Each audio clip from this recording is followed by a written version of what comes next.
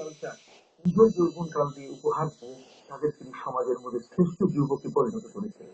আমি যে কারণে উমরের মতো ব্যক্তি যৌবনকালে নবীর সংস্পর্শে এসে সেই উমর এমন এক মহান ব্যক্তিতে পরিণত করেন। যদিও উমর ছিলেন একজন রাখাল, উমর ছিলেন ঠিক এমন একটি পর্যায়ের মানুষ, নবী করিম সাল্লাল্লাহু আলাইহি ওয়াসাল্লামের সংস্পর্শে এসে তিনি খলিফা উমরে পরিণত হয়ে গেলেন। এটা আলোচনা তার ব্যাপারে বলেছেন যে আমার পরে যদি কেউ নবী হতো তাহলে লাউ কানা বাদিনা বিজ্ঞুন লা কানা উমর।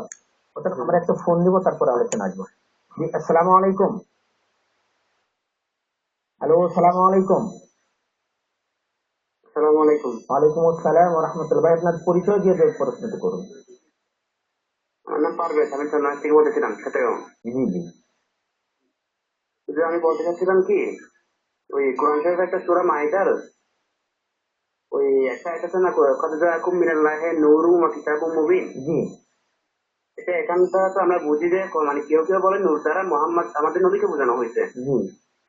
আর কেউ কেউ বলে এখানে মানে নূর বলতে কিরাতকে বোঝানো, মানে কোরআন শরীফকে বোঝানো হয়েছে বা জ্ঞান মানে ওই ঈমানকে বোঝানো হয়েছে আর কি। জি। আসলে এটাকে দলিল সহকারে একটু বললে ভালো হতো আর কি। জি, ধন্যবাদ আপনার প্রশ্ন গুরুত্বপূর্ণ। আমি আমার ভাইকে বলবো যে আপনি জানেন এখানে কিন্তু পবিত্র কোরআন মজিদে এইরকম টেবিলে কতগুলো আয়াত আছে। এই আয়াতের মধ্যে যেটা বলা হয়েছে, যেমন আমরা বলি সূরা প্রবাদ শেষ আয়াত লাকাদ জাআকুম রাসূলুম মিন আনফুসিকুম আজিজ, অনুরূপভাবে এই আয়াতের আগেও কিন্তু একটা আয়াত আছে, ইয়া আহলাল কিতাব قد جاءكم رسولنا يبين لكم كثيرا مما كنتم تخفون من الكتاب। তারপরে ওয়াইয়াফু আন কাসীর قد جاءكم من الله نور وكتاب مبين। এখানে যেটা আমরা নিজেদের কথা না বলে উনি বলছেন দালিলিক ভাবে বলার জন্য এখানে যে বিষয়টা জানা দরকার। যেমন আমাদের কাছে সবচেয়ে প্রিয় তফসির হলো তানবীরুল মিসিয়াস তাফসীর ইবনে আব্বাস। হযরত আব্দুল্লাহ ইবনে আব্বাসের তাফসীরের মধ্যে এখানে বলা হয়েছে এবং আল্লাহ রাসূলই বলেছেন রাইসুল মুফাসসিরিন।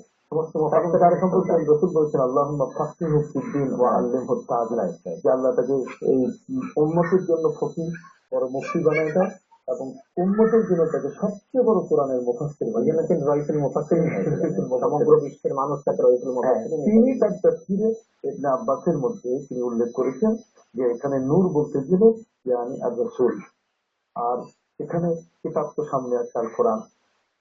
অপর দিক থেকে আপনার এখানে দেখবেন ইমাম কুরতুবী তিনি তার আহকামুল কোরআনের মধ্যে আল্লামা জালালুদ্দিন সুয়ুতী তিনি স্পষ্ট করে সেখানে বলে দিয়েছেন ওয়াল মুরাদু বিল আউয়ালি আর রাসূল ওয়াল মুরাদু বিস সানি আল কোরআন। তবে এখানে প্রথম নূর বলতে গেলে নবীকে এবং দ্বিতীয় কিতাব বলতে গেলে কোরআনকে বোঝানো হয়েছে। মোট কথা আল্লামা নাবহানী তার জাওয়াহির বেহাত থেকে আর অন্যান্য ব্যক্তিবর্গ তাদের সকলেই নিয়ে বিশেষ করে মুফাসসিরিন ইকরাম তারা কিন্তু এখানে একমত হয়েছেন। অধিকাংশ মুফাসসির যে এখানে নূর বলতে গেলে রাসূল সাল্লাল্লাহু, আর তার কারণ হচ্ছে এই, যেহেতু নবী করিম সাল্লাল্লাহু আলাইহি ওয়াসাল্লামের মূল সৃষ্টির যে বিষয়টা আপনি নিজেও জানেন, আউয়ালু মা খালাকাল্লাহু নূর, নূর সৃষ্ট, আল্লাহর নবী আল্লাহর নূর দ্বারা তৈরি। আল্লাহর সৃষ্ট নূরে যদি তৈরি হয় তাহলে সেই নবীকে নূরে নবী বলাতে তো কোনো বাধা নেই। এই আলোচনা আসবো, তার আগে একটি ফোন নিয়ে নেবো। জি দর্শক, সালামু আলাইকুম।